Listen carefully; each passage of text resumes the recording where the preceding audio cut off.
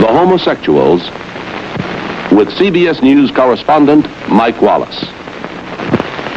Homosexuality is an enigma.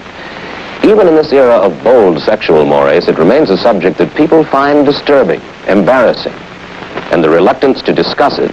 Yet there is a growing concern about homosexuals in society, about their increasing visibility. In preparing this broadcast, CBS News commissioned a survey by the Opinion Research Corporation into public attitudes toward homosexuality. We discovered that Americans consider homosexuality more harmful to society than adultery, abortion, or prostitution. Most Americans are repelled by the mere notion of homosexuality. The CBS News survey shows that 2 out of 3 Americans look upon homosexuals with disgust, discomfort, or fear. 1 out of 10 says hatred. A vast majority believe that homosexuality is an illness. Only 10% say it is a crime. And yet, and here's the paradox, the majority of Americans favor legal punishment, even for homosexual acts performed in private between consenting adults. The homosexual, bitterly aware of his rejection, responds by going underground. They frequent their own clubs and bars and coffee houses where they can act out in the fashion that they want to. Homosexuality is in fact a mental illness which has reached epidemiological proportions. In 1948, Kinsey said that approximately 28% of adult males have had, at one time or another, 1 or more homosexual contacts. Dr. Charles Socarides is a New York psychoanalyst, a clinical assistant professor of psychiatry at the Albert Einstein School of Medicine, here lecturing to a group of resident psychiatrists on homosexuality. They are taught that no man is born homosexual, that it is not genetic in origin, not the result of a hormone imbalance. Rather, they are told that sexual behavior is learned behavior. And many psychiatrists now believe that homosexuality begins to form in the first 3 years of life, the result of early childhood experience. For the police view of homosexuality, we talked to Inspector James Fisk of the Los Angeles Police Department. During the year of 1964, we arrested 3,000 homosexuals who committed their lewd acts in public places. I can state conclusively that the problem is growing. I'm concerned with the moral atmosphere in the community. And I am opposed, as a matter of principle, to making anything which is improper or immoral conspicuous. And by this conspicuousness, making it easy for persons to engage in this kind of activity. By and large, homosexuals themselves agree with that view.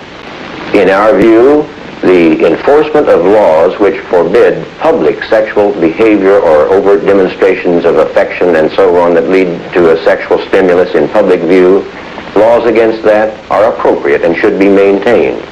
Laws which protect the young from their elders so that the young can have the opportunity to develop sexually along their own lines and within their own framework rather than to have ideas induced upon them by others. These laws, we hold, are good. In the United States, Illinois is the only state where such acts are legal. But nationally, as we said earlier, the CBS News Public Opinion Survey indicates that sentiment is against permitting homosexual relationships between consenting adults without legal punishment.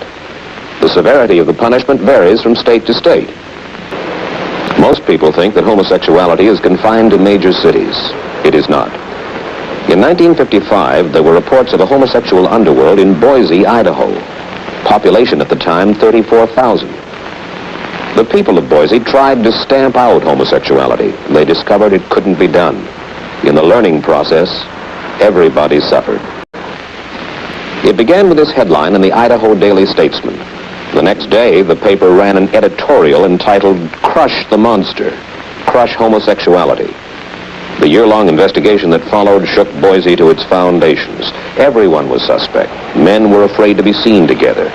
Weekly poker games among men who had known each other for years were canceled. There were reports that many high school boys were involved. A prominent banker, a leading attorney were arrested, along with clerks, repairmen, salesmen. Altogether, hundreds were interrogated in this house on a quiet residential street. When it was over 15 months later, One homosexual was in a state penitentiary with a life sentence. 2 received 15-year terms, 1 10 years, 2 7 years, and scores of lives were ruined.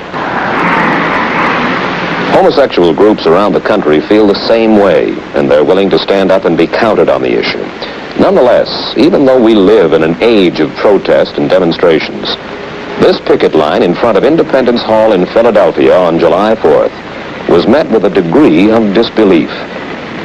Well, I understand that we're being picketed by a group of homosexuals. The policy of the department is that we do not employ homosexuals knowingly, and that if we discover homosexuals in our department, we discharge them.